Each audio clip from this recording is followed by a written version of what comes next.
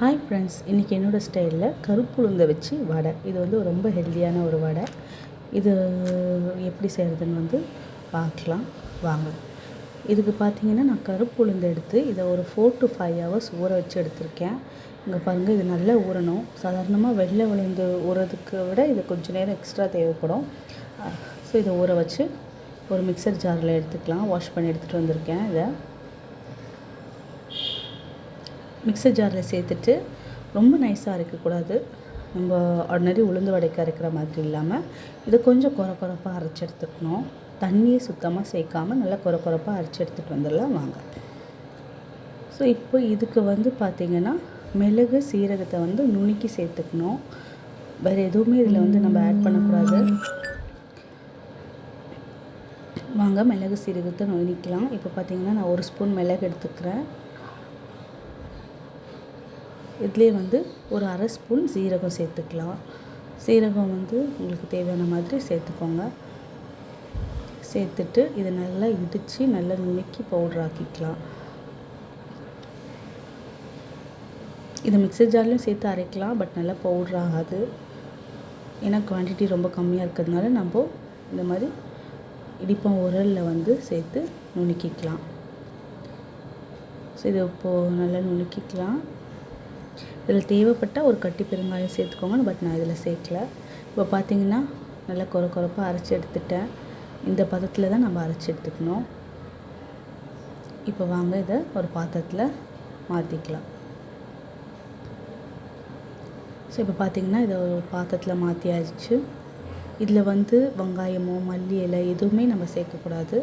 So வெறும் salt add பண்ணிக்கிறேன் நான். ஆட் பண்ணிவிட்டு நம்ம நுணுக்கி வச்சுருக்க மிளகு சீரகத்தையும் இதில் ஆட் பண்ணிக்கலாம்.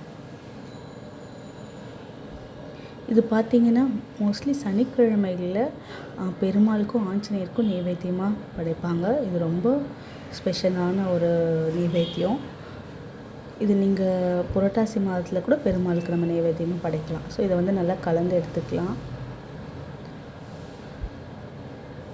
சுத்தமாக தண்ணியே ஆட் பண்ணாமல் இந்த மாதிரி அரைச்சி எடுத்துக்கோங்க.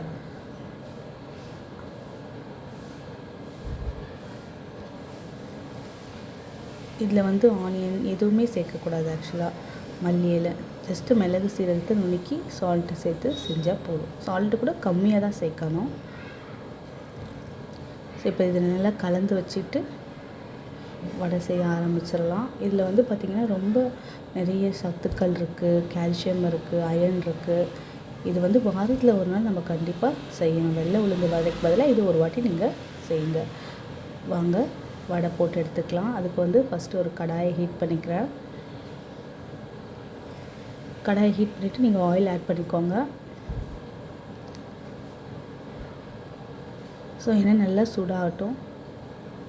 ரொம்பவும் சூடாக வேண்டாம். ஓரளவுக்கு நம்ம வடை போடுற அளவுக்கு அந்த எண்ணெய் சூடானா போதும். வழக்கமாக வடை போடுற மாதிரி நம்ம எண்ணெயை சூடு பண்ணி வச்சுக்கலாம். ஸோ இப்போ பார்த்திங்கன்னா, இந்த வடையை நல்ல மெல்லிசாக முடிஞ்ச அளவுக்கு நம்ம 2 கையில் தண்ணி தொட்டு நல்ல மெல்லிசாக இது போல் தட்டி எடுத்துக்கணும். உளுந்து வடைக்கு போடுற மாதிரி இல்லாமல் இது நல்லா தட்டையாக ஃப்ளாட்டாக இந்த மாதிரி தட்டி எடுத்துக்கணும். ஸோ இப்போ இதில் எண்ணெயில் ஆட் பண்ணிக்கலாம்.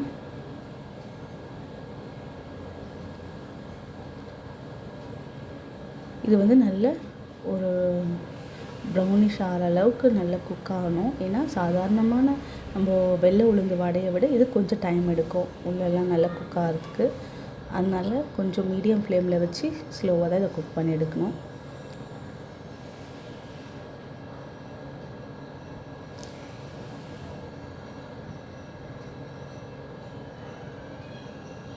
இப்போ இது 2 சைடு நல்லா குக் பண்ணி எடுத்துக்கலாம். அதோட கலர் சேஞ்ச் ஆகிற வரைக்கும் ரொம்பவும் தீஞ்சிராமல் மீடியம் ஃப்ளேமில் வச்சு ஸ்லோவாக குக் பண்ணி எடுத்துக்கலாம்.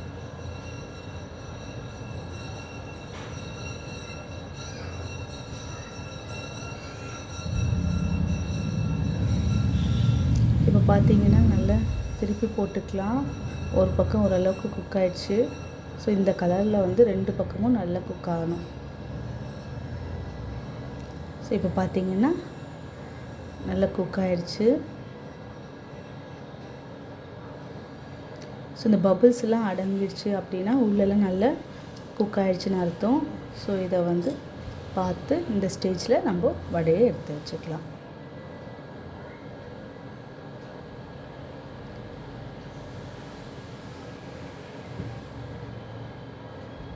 ஸோ இப்போ பார்த்திங்கன்னா கருப்பு உளுந்து வடை சூப்பராக ரெடி ஆகிடுச்சு. இதை கண்டிப்பாக ட்ரை பண்ணி பாருங்கள். ஹெல்த்தியான ரெசிபி, சூப்பராக இருக்கும். தேங்க்யூ ஃபார் வாட்சிங்.